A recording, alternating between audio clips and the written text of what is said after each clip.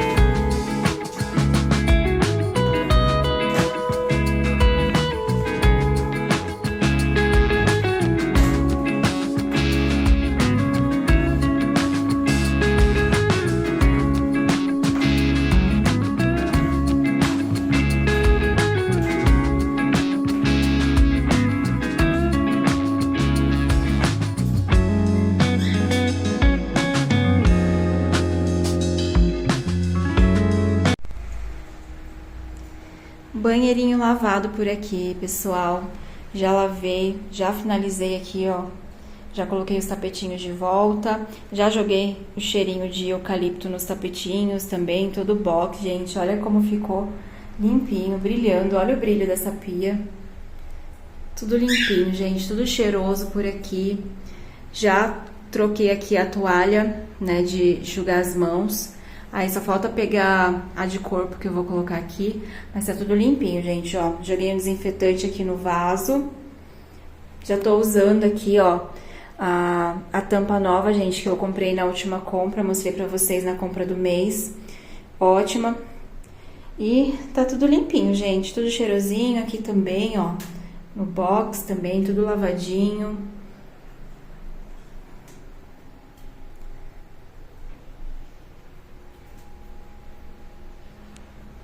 Mas enquanto eu estava secando o banheiro, entrou uma nuvem aqui, ó. Eu tive que sair correndo para pegar minha roupa de cama, porque já tá quase seca. Eu acho que só falta as toalhas, gente. Eu acho que os paninhos já devem ter até secado.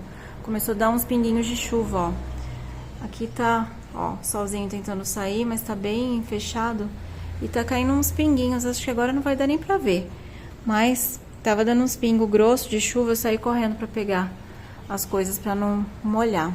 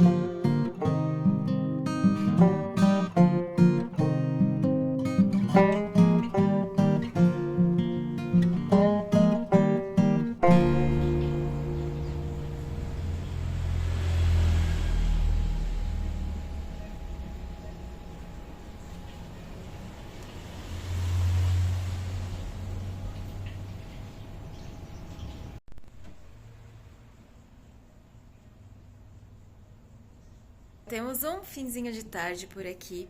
Já é um pouquinho mais de 5 horas da tarde. E como vocês viram aí, gente, hoje finalmente eu podei aqui a minha peperômia. Gente, ela tava muito grande, ela tava baixinha já, os cachorros já estavam conseguindo puxar. Então eu tava me programando pra dar uma paradinha nela, gente, e ela ficou bem fofinha. Eu tenho muita dó, gente, de cortar, sabe, de podar assim.